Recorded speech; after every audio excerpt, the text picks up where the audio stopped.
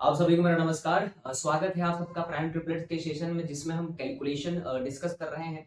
और कैलकुलेशन में सबसे पहले हमने सीखा था कि हम किसी भी पर्टिकुलर नंबर का स्क्वायर कैसे निकाल सकते हैं। और सेशन नंबर 9, 10 और 11 में हमने ये सीखा है कि किसी भी नंबर का हम स्क्वायर रूट कैसे निकाल सकते हैं। उसके लिए कुछ बेसिक रिक्वायरमेंट का डिस्कशन पहले भी हो चुका है, पहले के सेशंस में भी, कि हमको एटलीस्ट 1 से लेकर के 30 तक का स्क्वायर पता होना चाहिए। और ये हमें पता कैसे होगा? अगर हम इस डेटा को रोज लिखते हैं अपने कॉपी में, एटलीस्ट कम से कम एक बार अगर आप कॉपी में लिखें, तो हफ्ते 10 दिन में आप देखेंगे कि इनके स्क्वायर आपके दिमाग में फीड हो रहे हैं।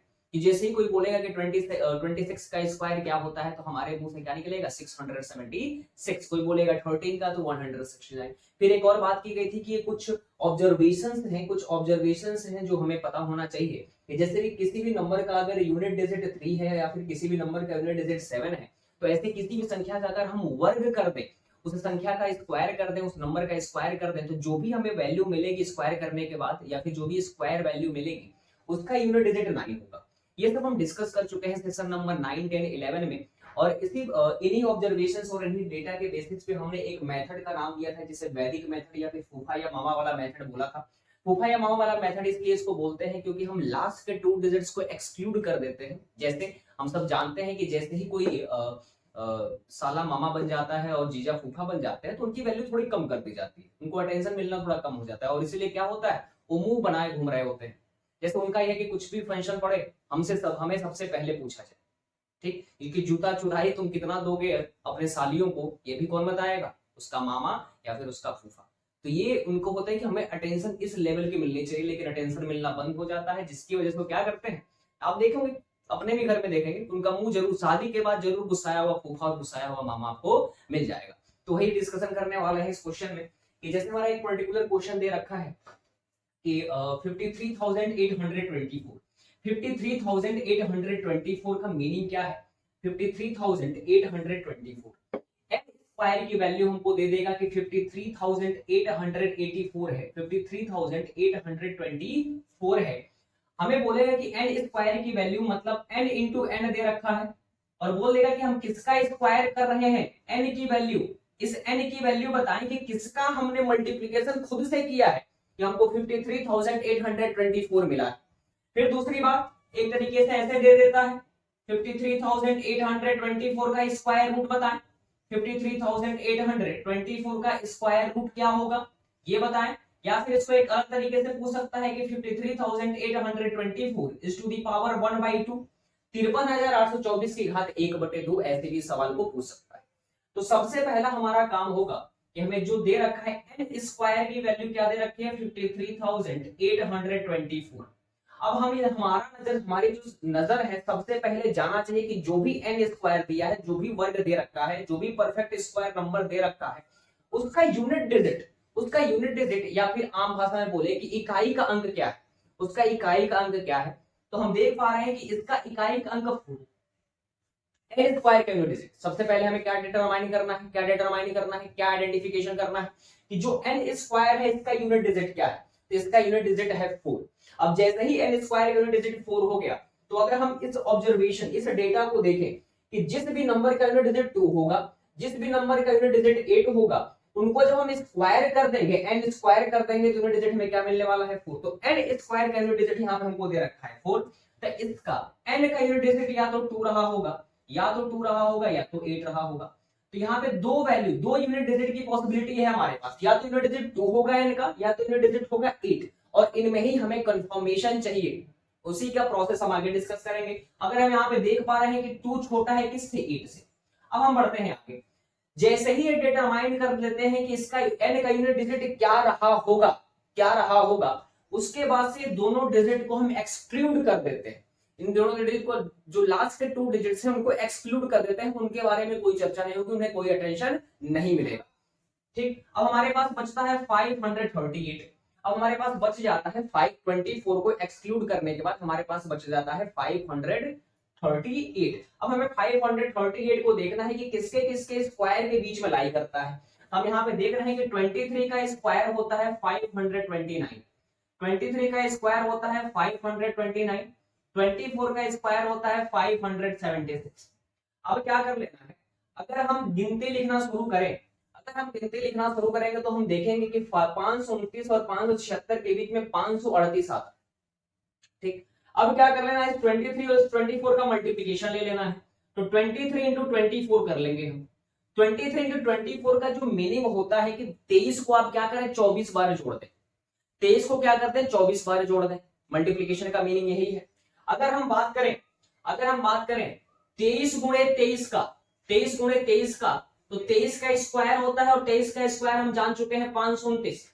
इसका मीनिंग ये है कि हम 23 को 23 टाइम्स ऐड कर चुके हैं। अब हमें क्या कर लेना है, एक बार अगर और 23 उसमें हम जोड़ लेते हैं तो हमें क्या मिल जाएगा कि 23 को हम 24 टाइम्स ऐड कर लिए। तो 23 एक बार और 23 529 में ऐड करते हैं तो 9 3 12 हो जाएगा, 2 2 4 1 5 हो जाएगा और एक 5 हो जाएगा, 552। जब हमने 23 इंटू 24 किया तो हमें मिल गया 552। अब 552 को हमें ये देखना है कि जो भी ये वैल्यू थी इससे बड़ा है कि छोटा है। तो 552 538 से बड़ा है, 538 से अगर बड़ा है, 538 से अगर बड़ा है तो 538 छोटा हो गया।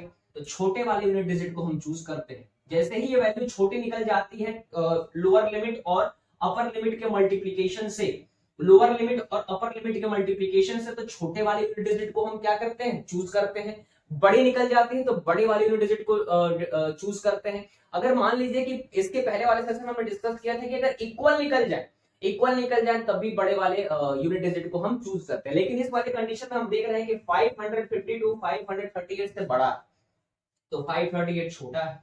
इसका मतलब हम छोटे वाले यूनिट डिजिट को चूज करेंगे। तो n की जो वैल्यू हमारी हो जाएगी, n की वैल्यू हो जाएगी 23 यहां से और 2 यहां से, 232।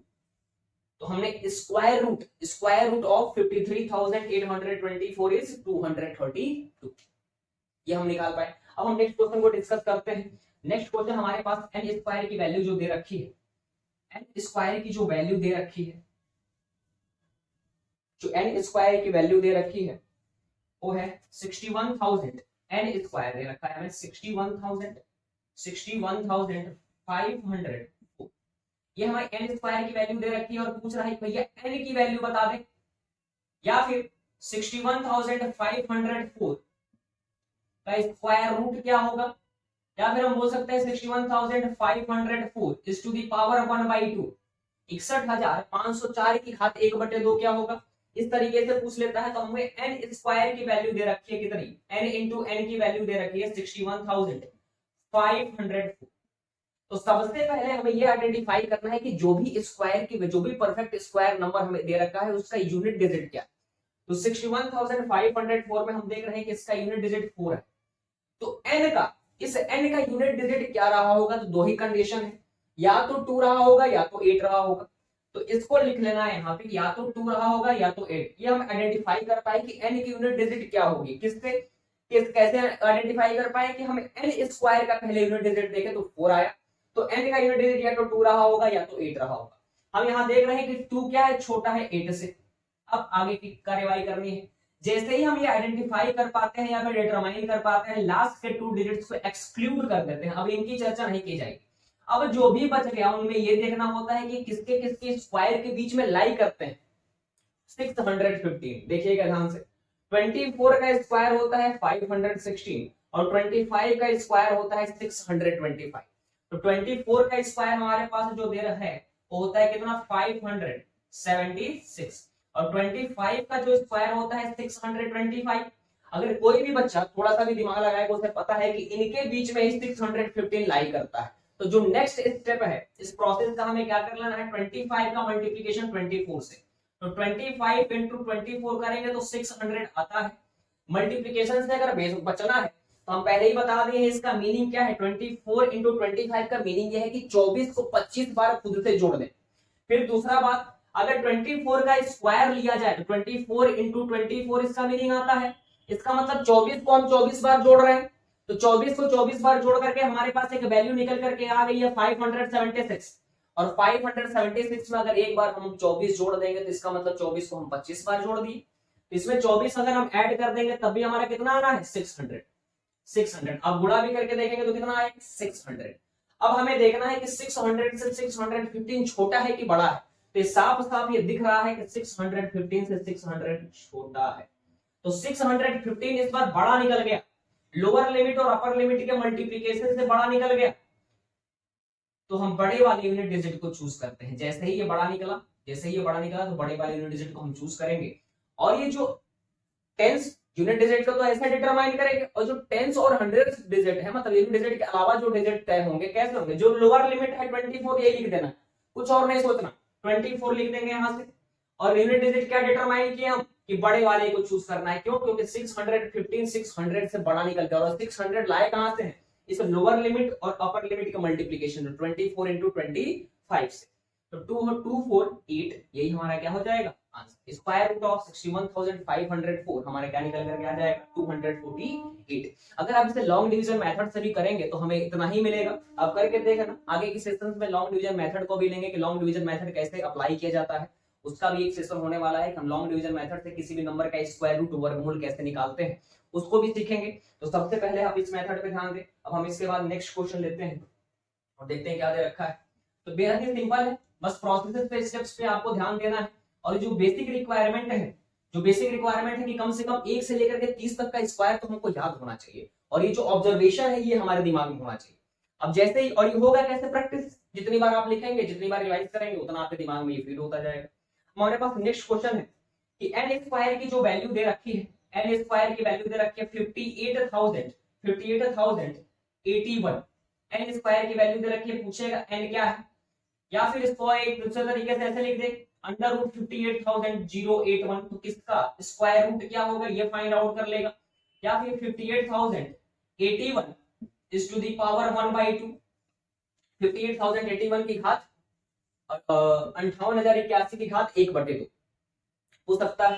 तो जो भी एन स्क्वायर हमको दे रखा है, एन स्क्वायर का मतलब एन इंटू एन दे रखा है हमें, और यहाँ पे दिख रहा है हमें कितना दे रखा है 58,081।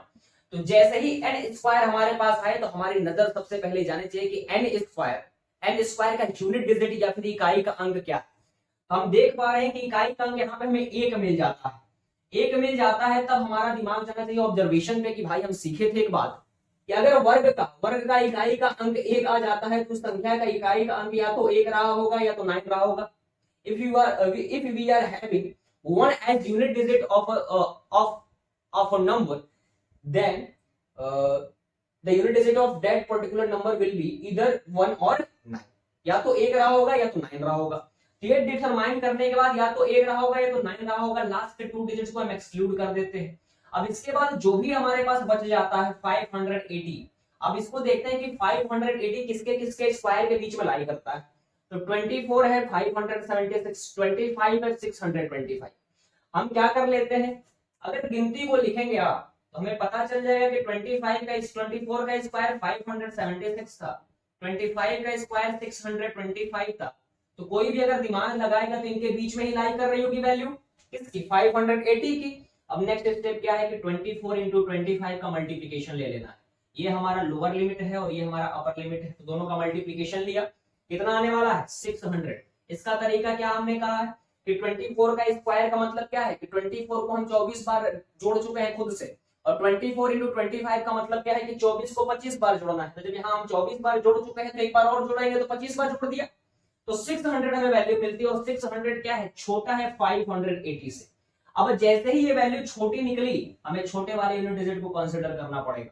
तो n की जो हमारी वैल्यू आ जाएगी, n की वैल्यू हो जाएगी 241 will be the square root of 58,080। ये हमारा स्क्वायर रूट किसका निकला, इस पर्टिकुलर नंबर का।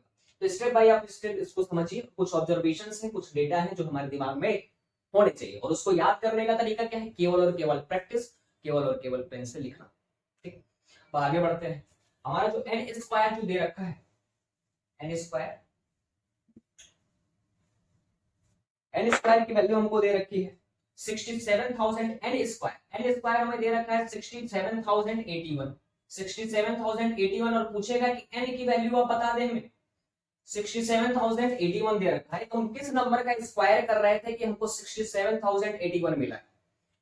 या फिर इसको एक तरीके से ऐसे पूछ लेगा कि अंडर रूट ऑफ या फिर स्क्वायर रूट ऑफ 67,081 क्या होगा, 67,081 की पावर 1/2 क्या होगा।